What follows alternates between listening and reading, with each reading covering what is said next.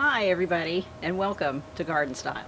Well, it's the middle of October and been slowly but surely checking off the do list of things to do before winter hits. I've done quite a bit already with yard cleanup, cleaning out all the containers, and now I'm ready to plant some spring bulbs. Not to be confused with fall bulbs. We sell spring bulbs in the fall so that they can get that cold that they desperately need in order to spring up in the spring. So I'm going to be covering today alliums or alliums, depending on the part of the country you're from, fritillarias, as well as wild tulips. So follow along with me and I'll show you what I'm up to.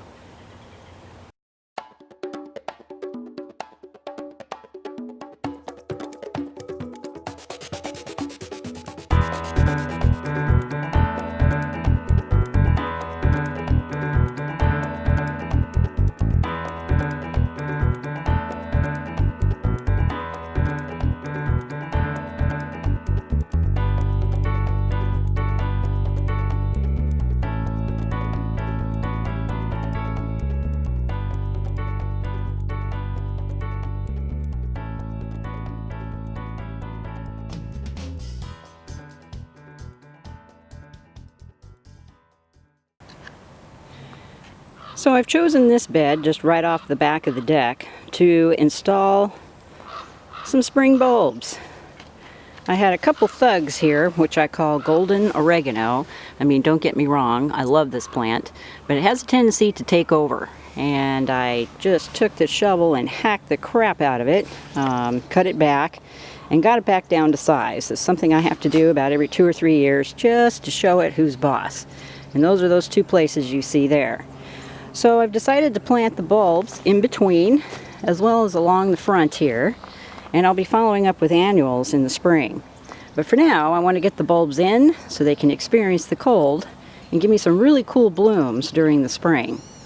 Now I chose alliums. Number one, they're very deer resistant, and yes, you will notice that the bulbs here look a lot like an onion bulb that you can see here. See that? And when you go to plant them, you have your tip and you have your bottoms right here where the roots are. So you just want to put them into the ground so that the tips are up, and you just kind of drill them in a little bit, and that the tops are sticking up. And for most of your allium bulbs, you want to plant them about 5 to 6 inches deep.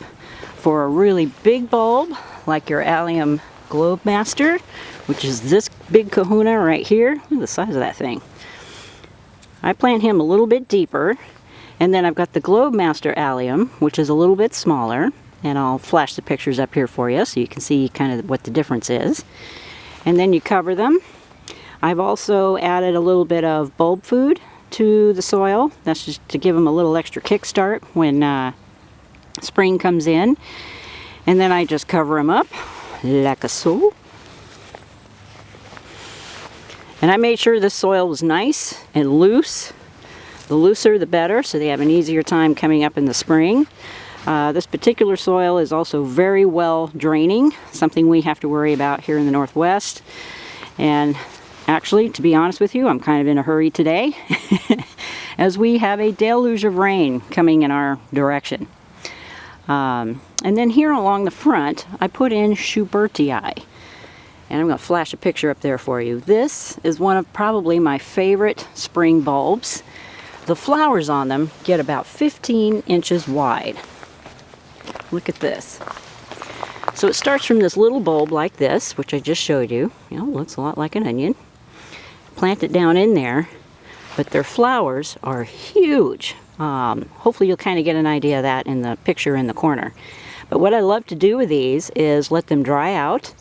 And I pick them probably in August, and I'll hang them upside down in my potting shed, let them dry out, and then spray paint them gold, silver, or with sparklies, and I use them in my Christmas trees during the holidays. But they're really fun, and you'll see here I have them in a row. Now normally I don't plant things in a row, but these guys have to be spaced at least 7 inches apart from each other just because of the size of the flowers.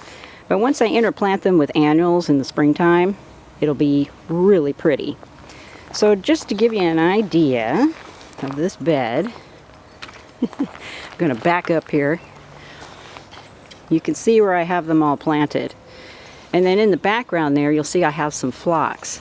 So the idea is I have lavender here, purple, sedum that I just cut back.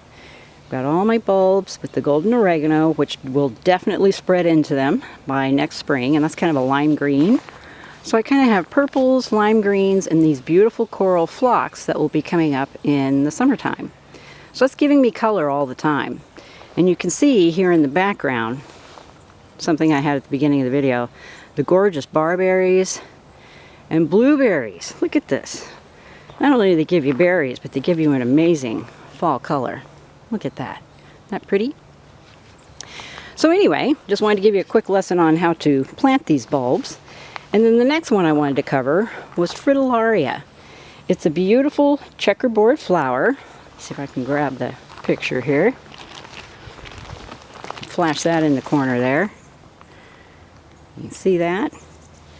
And these are meant for the shade. These are not to be out in the full sun. They're actually a shade lover.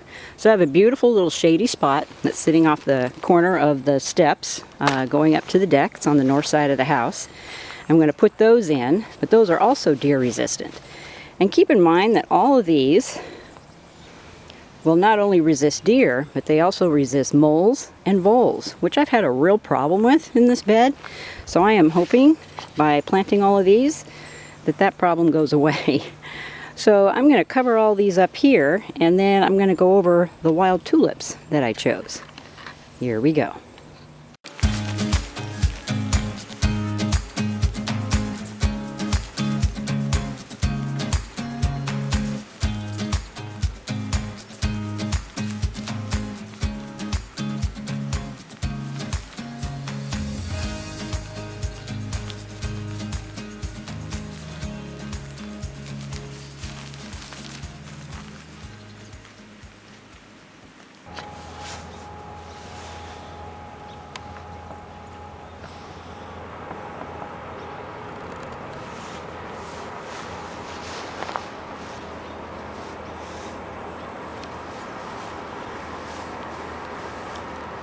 Okay, so I wanted to cover wild tulips. They're definitely a little different than some of your regular hybrid tulips that you get in the store, and they're quite a bit smaller. You can see the bulbs are only that big.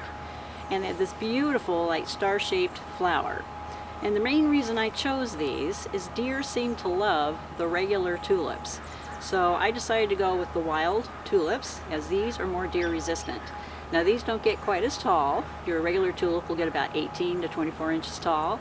These guys will get about 8 to 10 inches tall, so they sit a little bit shorter. And what I'm going to do with these is I'm going to plant them over the area that I just put the giant alliums into, and they'll just kind of be sprinkled in between. And we'll see what this looks like when they come up next spring. I'm dying to know. I've never planted them before, but they claim they're deer resistant, and that's a big problem for me here in my garden, is keeping the deer out and choosing plants that they just don't like to eat. So in the ground they go. Okay, so there's a quick blurb on planting some spring bulbs in my yard anyway, and I'll take you on a brief tour of the new fence install that I have. I have one in the back and one out front. And I've just started the one in the back, and I'll take you on a quick tour, and weather permitting over the next few weeks you can kind of watch the progress and see what I do when I come from a blank slate, which can be pretty overwhelming at times, but start with your foundation plants first. So give you a quick tour. Still pretty ugly at the moment, it's just getting started, but isn't that the way it always is when we're first starting out in the garden? Alright you guys, hope you're having a fabulous fall, and we'll talk again soon. Bye for now. Well, here we go. I'm going to try and explain this as best I can. When I first moved in, there was a chain link fence that came down to here to where you see the cat, to where that rock is sitting on the corner right here, right there. And you can see there's just a very narrow path between it and the deck. And then as I spin around here, you will see that that fence was actually right here. You see where the gravel kind of begins and the dirt begins right there? So it came all the way across here, all the way down to the woods down there. Well, as you can see, I have gained a ton of room all of a sudden. We have this white panel fence that went in because I really wanted the privacy from the neighbors next door. Not that I don't like my neighbors, I think they're great, but you know how it is. You like to have your privacy. So this big fence came in and we put in 1, 2, 3, 4, 5, 6, 7, 8 panels, and I cornered it off here because we're actually going to be continuing the rest of it next year. We have some trees we got to take out first that are right smack in the way, and that'll happen next spring. I figure, you know, only bite off what you can chew. So we cornered it off and we can swing that panel out again next spring. But for now, I can plant the rest of this. And you will see I have my veggie beds laying here. I just moved them. I mean, literally, you can see where they used to be. I've just pulled up the sides of them. And that's what's left. So I got a lot of dirt to move. And way down here, you'll see a horse fence off the back. My neighbors have horses. But my property actually goes all the way down to the corner down there. So what I want to do is I stopped the panel fence here, but I'm going to be using natural hedge right in here, greenery. And this is one of them right here. I just planted this deodora tree. This is actually a golden deodora. And this little guy may look harmless now, but he will get 15 feet wide by 25 to 30 feet tall. So as you can see, I gave him a lot of room. I just planted him right smack in the middle there. And what I intend to do in the meantime is plant grasses in here, something that's easily moved later when that tree puts on some size, just to help kind of fence off this area with greenery. And then I have started putting in foundation plants. See that? So up here at the beginning, I covered this in my previous video. This is a 9-bark that I put in here, and he's getting a real beautiful bronzy color to him. Check out the weeds, but we'll be dealing with that soon. Then I have a Leyland cypress, or Leylandii, and this particular variety is called Shorty. So he's not as aggressive as your typical Leyland cypress, and I just like his color, deep green. So I've mixed evergreens and deciduous along the fence here so far. This is the purple beautyberry. Look at that. Covered him in my previous video. And then to keep some rhythm going down the fence, I've added the Leylands in here. And then also a purple lace elderberry right there. And last but not least, a sweet spire. And this is Henry's garnet, which is aptly named because look at the gorgeous fall color he's getting. And he gets the beautiful, like bottle brush flowers during the summertime. He's normally green, but this is the color they turn. So I kind of have deciduous and evergreen and deciduous going down the side of this fence. So this is literally the beginning. I stood up some trellises along the back here because I have some climbing roses I want to move. But my next move is going to be weed block. Now that I've got the main plants in, I want to lay weed block in here so I don't have all that to deal with next spring. And then, of course, got to level out the raised veggie beds and get them straight. And there's just a major plan here. And if you guys are interested, you can just follow along with me. As you can see, I still have a lot more to go. My makeshift fire pit it came from all the trees we had to yank out. So I've been busy burning them now that we're able to burn again. But yeah, you know, as with any garden, it's pretty ugly to start out with. But there's the beginning right there, just to give you an idea. And this is a view off my deck. So once we get some of the basics in, we'll be planting a lawn in here. We're going to have a real pretty fire pit installed. And it'll just be really pretty to look at once everything is set and settled. And that probably won't end until, I don't know, sometime in the middle of the spring. Alright you guys, hope you're having a fabulous fall. And of course, if you have any questions, you can get a hold of me at gardenstylenwest@gmail.com or on my nursery's website at sunnycrestnursery.com. And we'll talk soon. Bye for now.